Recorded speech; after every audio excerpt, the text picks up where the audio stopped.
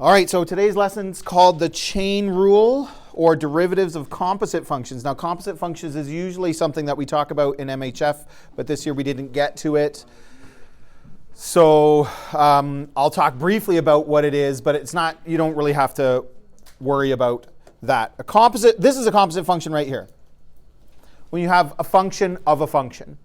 Okay, that's what it means to be a composite function. And there's a whole lot of stuff that you can do with it that we're not doing in this course. It's not really part of the chain rule for us, okay? But just so you know, that's what it means.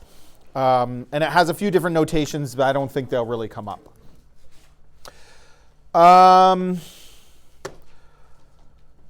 There are two types of questions, chain rule questions, in this course. Okay, and we're going to do both of them today.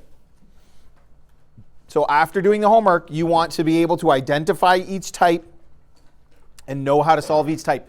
They're quite different. Okay, and they're very specific. They're both things that if you didn't practice and really nail, you could really mess yourself up on.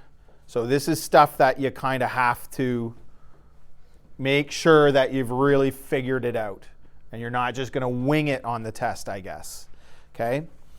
So first of all, we're going to just look at the rule, because it's similar to something we've already seen.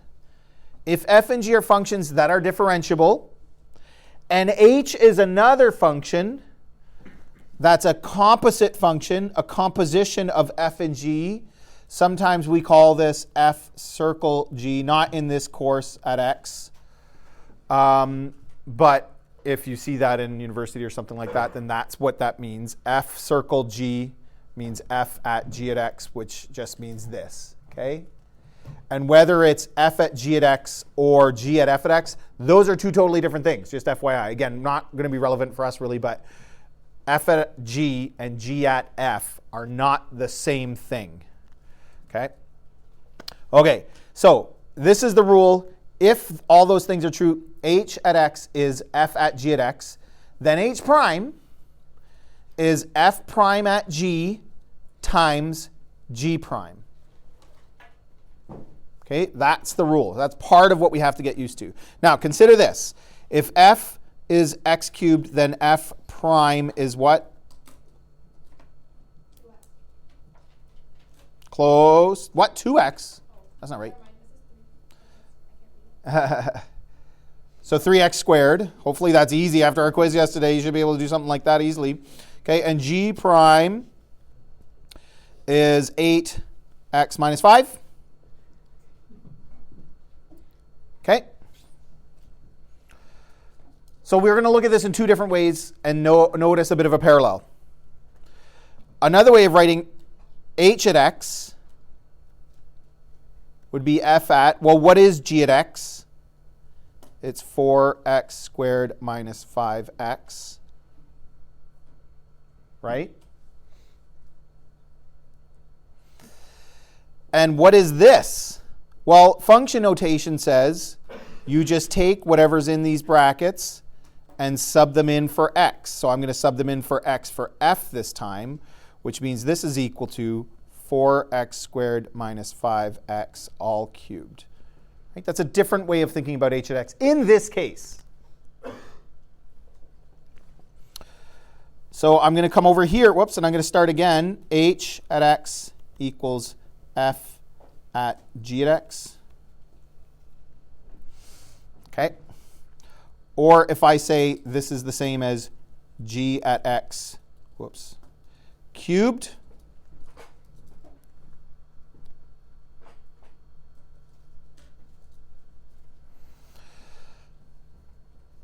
The rule that we just learned, the chain rule, says to take the derivative of this, I do the derivative of the whole thing, so that's 3 bracket g at x squared times g prime, right?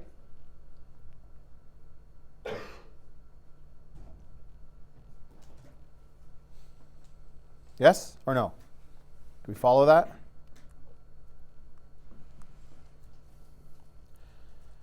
But what is g at x? G at x is 4x squared minus 5x. And what is g prime? We did that. It's 8x minus 5. So isn't that just the same as power of a function? Isn't that just the same as power of a function rule? Yes, power of a function rule is a special case of the chain rule. So that's the point of this exercise, right? So if I took the derivative of h over here, I would do 4x squared minus 5x squared times the derivative of what's inside, which is 8x minus 5. Exactly right. It's the same thing. So why do we go through all this? Well, just to point out that power of a function rule was just a special case of chain rule that we needed for those kinds of polynomial functions. But chain rule is the actual rule, and it applies to all kinds of functions. We're going to use chain rule when we do trigonometry and when we do logarithms, and we're going to see it in a different light. It doesn't look like power of a function rule. It's chain rule. Okay, so this is something that will come up, chain rule in and of itself. But like I said, today we're really looking at two particular types of questions that don't really look like this. Because to do the derivatives of things we've already seen, we can just use power of a function rule. Because all we're doing is polynomials right now. Well, square roots, like that kind of stuff, right? But those kinds. When we extend to trig and logarithms, we're going to need to really use chain rule. But for us today, chain rule is sort of a special two kinds of questions. Okay? I'm just going to say this right here is f prime at x, and this right here is g prime at x, right? G prime at g of x. So, power of a function rule. Okay, let's take a look at one of the types of questions. This is one we kind of call the puzzle type. Okay? So you're given the definition of h at x. You're given the function f, but you're not given the function g. You're just given one function value of g at a value of x and one function value of g prime at a value of x.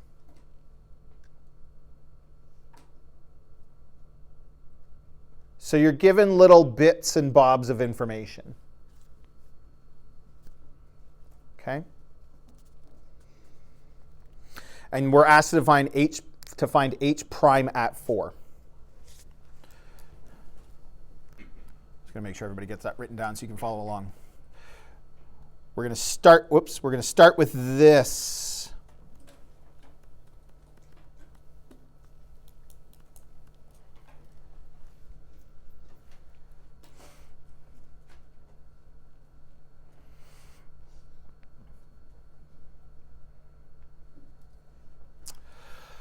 And we're going to use the chain rule to write out the derivative.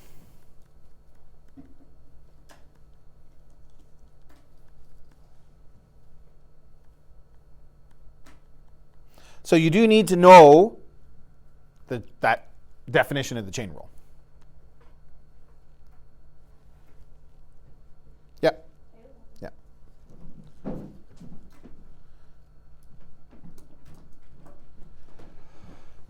Okay, and then we want to find h prime at 4, so I'm going to do that.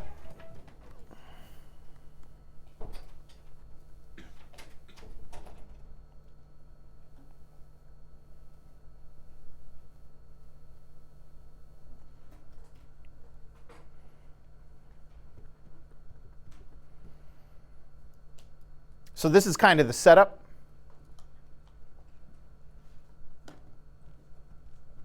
Now what do I do?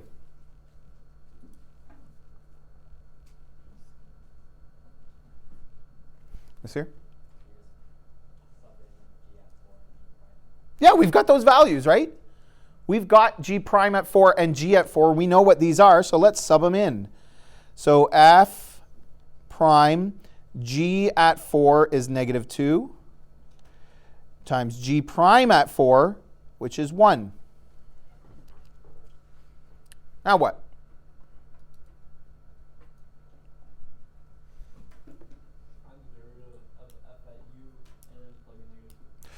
So now we realize that we're missing some information. We don't know what f prime is, and we don't know what f prime at negative 2 is, right? So we can get this far in this question. Then we got to come off to the side over here. So I'm going to do this, and I'm going to figure the rest of that out. Then I'm going to come back and finish the question. So fu is u squared, what? Over u minus 3. What? I don't understand. So f prime at u, we're just going to take the derivative. So derivative of the top times the bottom minus the derivative of the bottom, which is 1. Yep, just 1. So minus u minus the top, right? Derivative of the bottom times the top, over the bottom squared. You could sub in now. We're just finding f prime at negative 2. But I'm going to simplify because it's going to make it less likely to make mistakes and just for funsies.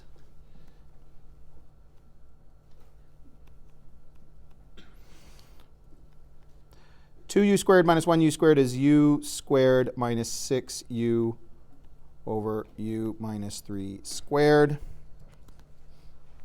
I could factor, simplify further. I'm not going to bother doing that.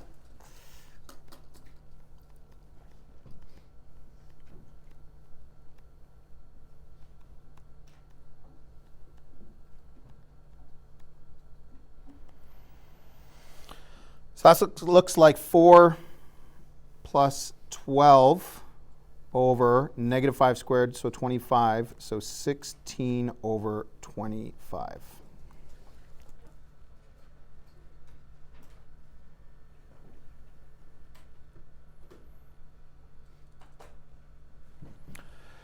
Then I bring this back.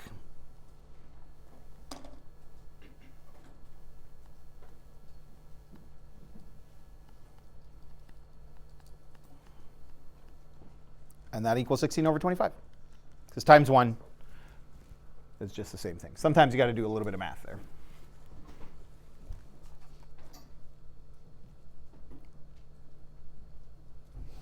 I think these questions are tricky because it's not obvious what you do, like how you get started.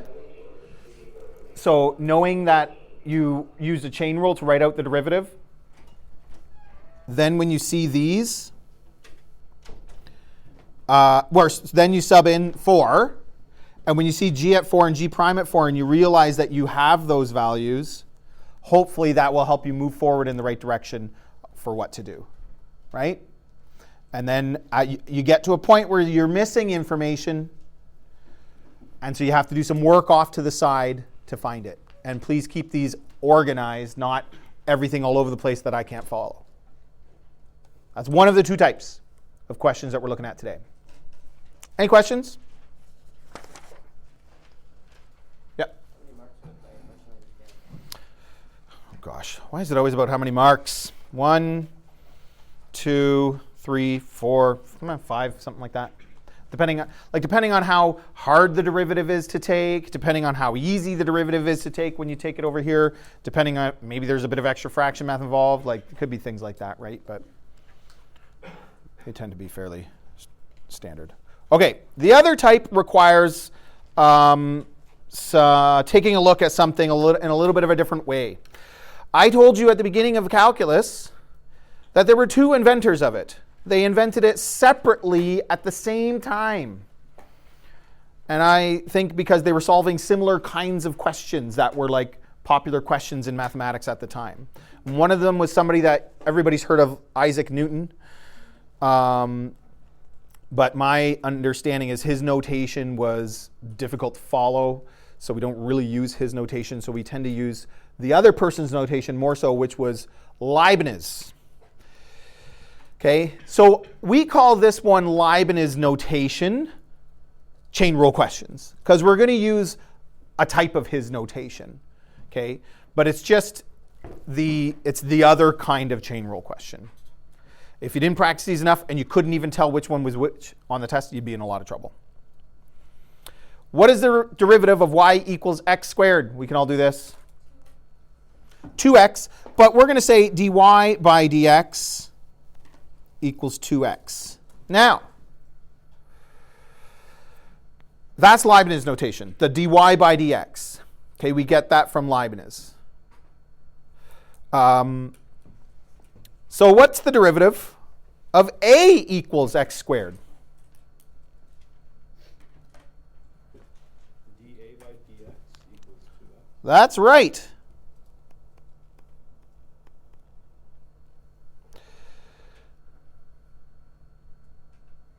What if I took this and rearranged it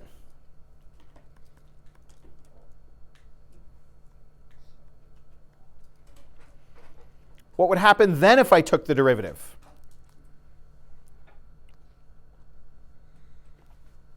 Would be negative prime a plus 2x.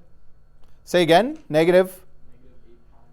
But we would never use a prime in this case. We would use dA by dx. You're right. Plus 2x, and it would be 0 equals. You don't have to take, and this is actually what we're doing tomorrow. So we'll come back to this tomorrow, but you don't have to take a derivative of a simplified function. That's all we've done so far when it's y equals or f at x equals, but you don't have to. Okay? I think people think the derivative of y is 1 because the derivative of x is 1. Is that what you think? But we just have to have something on the left side, so we call it y prime, or we call it dy by dx. That's not true. The derivative of y with respect to x is dy by dx. That's the derivative of y. It's not just a notation. This is hard to wrap your head around when you've already started building habits on this stuff. It's not just a notation. And in fact, something we haven't talked about, and again, we'll talk about this more even tomorrow, but is that when you take a derivative, you have to take a derivative with respect to a particular variable. So I could take the derivative with respect to y and not with respect to x. But so far, and pretty much in this course, we always take the derivative with respect to x. Okay? But you could take derivatives of other things, or with respect to other variables. So what would happen if I did this? What's the derivative of all of this with respect to x? dy by dx equals dA by dx plus dB by dx plus dC by dx plus dd by dx. Ooh, that's awkward. What is that, d squared? No, it's not. D would be a bad variable to use. I don't know if it ever gets used. Plus, dx by dx, which is 1, because anything over itself is 1. Aha. Derivative of x is 1. Isn't it amazing how everything in math just fits together? Yes?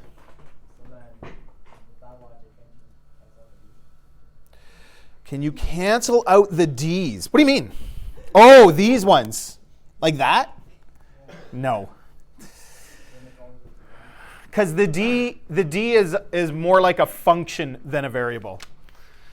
But anyway, the point that you need to get for today is that you could take the derivative with respect to anything, and if you were taking if you had other variables involved, they would have this. Like I'm going to change that to a +1 to point out that yes, it could be 1. But the other variables would still have the dA by dx, dB by dx, that kind of stuff. Okay? So now let's take a look at how we're going to use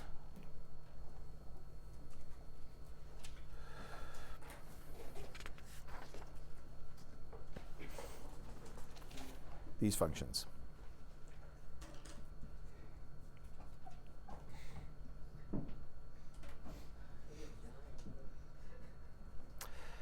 So if y is fu, where u is g at x, then y is a composite function. I could replace u with g at x. And dy by dx, okay, we're going to do a whole bunch of things. Hopefully it paints a picture at the end, but it might seem a little weird at first. Is f prime at u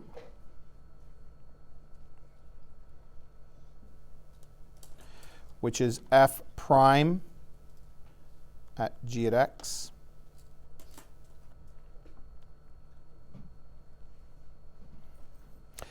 But if u is g at x,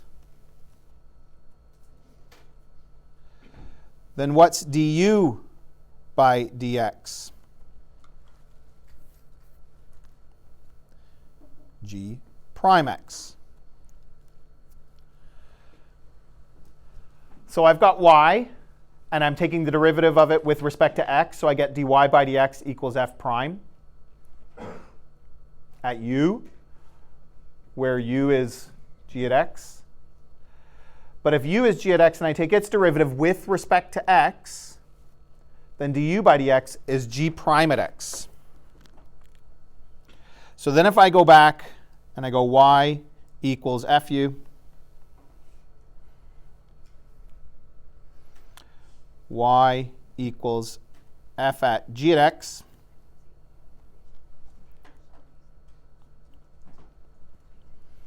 y prime is f prime at g at x times g prime at x, g prime at x.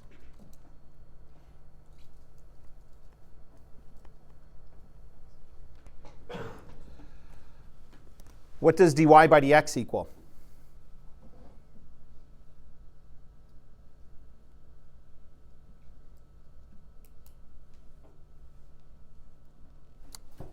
This is not supposed to be an x, by the way. Sorry about that.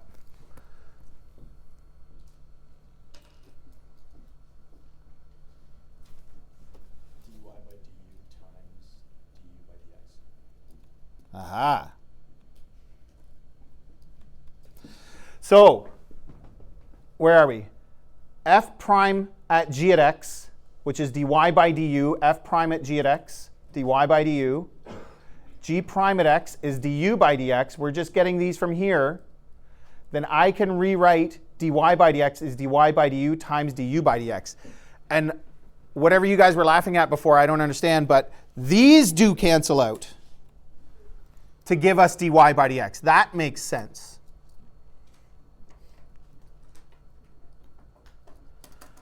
Okay, so for this one, I think I sort of missed this part, but this one is taken with respect to u because it's f at u. So this one we took the derivative with respect to u. So dy by du. This one we took with respect to x. So du by dx. If I put them together, I get this. And this is what we need to understand.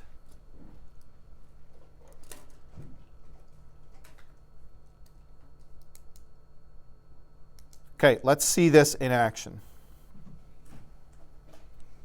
Notice how this one is different from the first kinds of questions.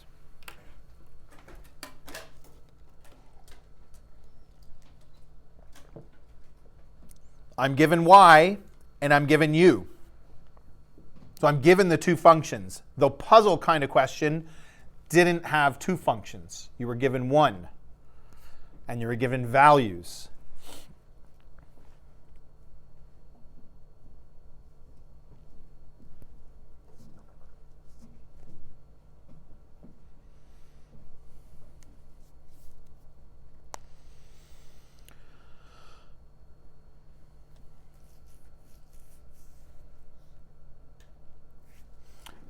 I could do this.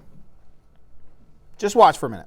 I could do y equals u, which is 2 root x cubed minus 2 times u, which is 2 root x plus 1, and take the derivative of that. But that's going to be a little bit trickier. Okay, this is what this means. If u is this, I could replace all the u's in y with that expression, right? And imagine if u was even more complicated. Like u is not that bad, but imagine it was way worse. And then you had to cube it and do all this other stuff. And imagine y was a little bit harder. You know what I mean? Like that would be messy. That could be bad. So instead, with this Leibniz notation, we can simplify the process a lot. So what we're going to do is we're going to take the derivative of y with respect to u, because that's your input variable. That's how you know that you're supposed to do that, which is easy. It's 3u squared minus 2. And I take the derivative of u with respect to x.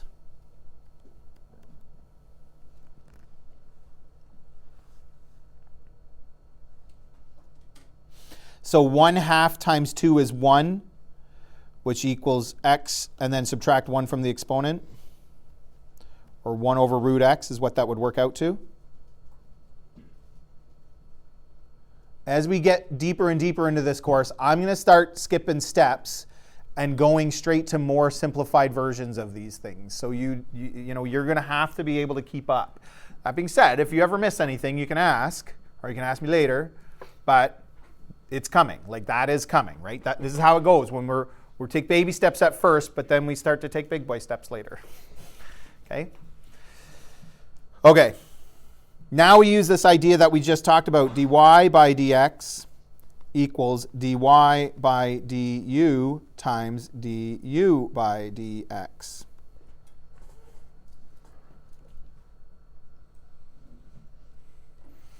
Well, dy by du is this.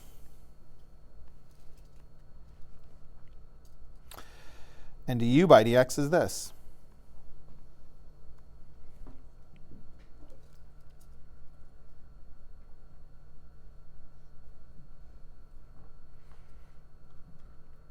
We're only missing one thing to solve this.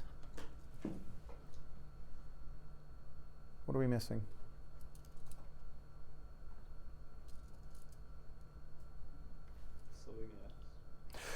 I can sub in x, yep. But that's not going to solve it. Why?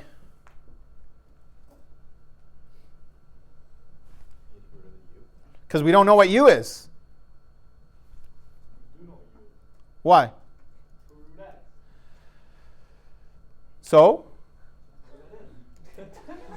plug 2 root x into here? Yeah, that would work.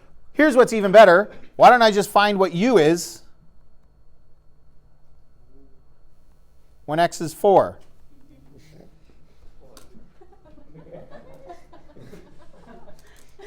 But if you did it your way, you would just solve for 4 right in the question. So that would work. Usually what we do is we solve for the u value because it has a particular value. When x is 4, u will be something. The fact that they're both 4 is a fluke. Okay. And now I can do dy by dx when x is 4 and when u is 4. 3 times 4 squared minus 2 over 1 over root 4. So that's 48 minus 2 times 1/2, which is 23.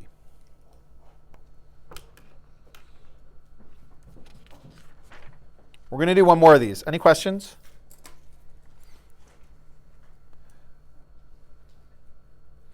If you had really big, messy composite functions, this method is so much easier. It simplifies the process drastically than trying to take derivatives of things inside things inside things. So if there's one more function in there, what would the equation be? So it's dy over dx equals dy over du times du over dx, or if there's one extra thing. If there's one extra thing, What would that look like? I don't know. Let's try the next example and find out.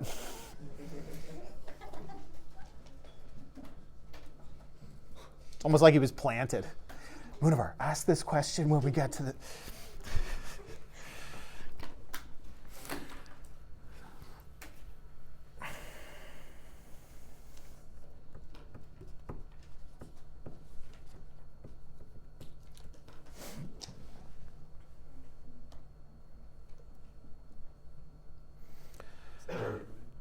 Is that what? U is V prime. No, yeah, everybody asks it all the time. It's a comma. Comma. This is not a prime on the V, it's a comma. I should just get rid of it. So y is 2u cubed minus 4u squared. U is 5 over v. And v is x squared plus 1. So if I was going to do this the old way, I would take v, x squared plus 1, and put it in here to be 5 over x squared plus 1. Then I'd take that and put it in for both u's above. So that's starting to get messy. So we find dy by dx when x is 2. So first of all, I'm going to go and find u and v, which is usually what we do first. I don't care what order you do it in, as long as it's clear. But usually, so I got to find v first. So v is 5. And then u is 1. So I've got x, I've got v, I've got u. Because the difference is I end up with all three variables in my expression that I come up with later, right? So I need those values. And it's easier to sub in those values than sub in the functions over and over again. So dy by dx equals, well, I'm going to take y with respect to u, because y is written with u as the input variable. Then I'm going to take the derivative of u with respect to v, because v is the input variable for u. Then take the derivative of v with respect to x.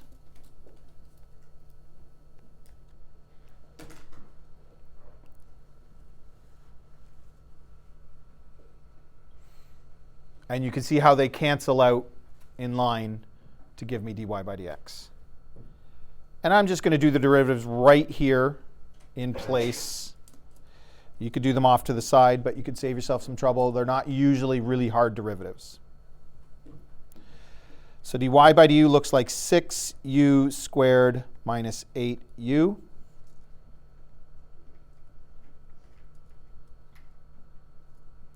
So 5 over v is 5v to the negative 1.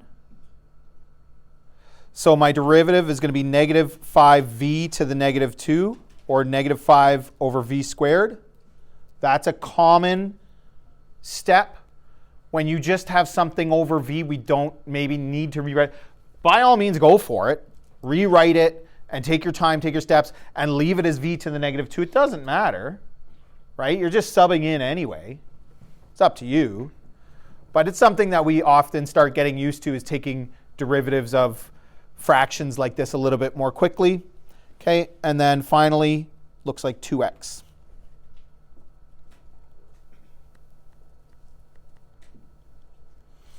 When x equals 2, when v equals 5, and when u equals 1.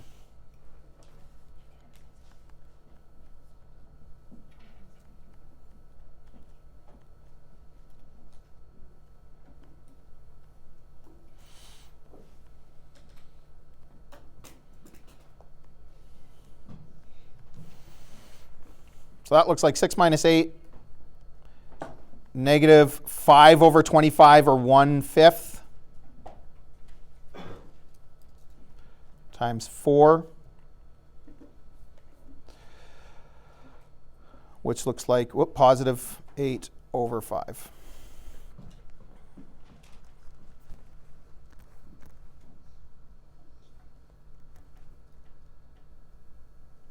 So two types of questions. Puzzle questions. You're given probably one function. You could, I suppose, be given two functions and like other values, but generally you're given a function and some values. and you do the H prime stuff, do a little bit of work, get stuck, off to the side, do some other work, come back and finish.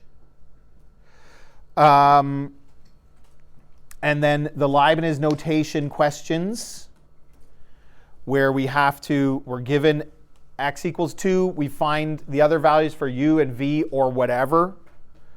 We write this step. We take those derivatives, then we just sub it in solve.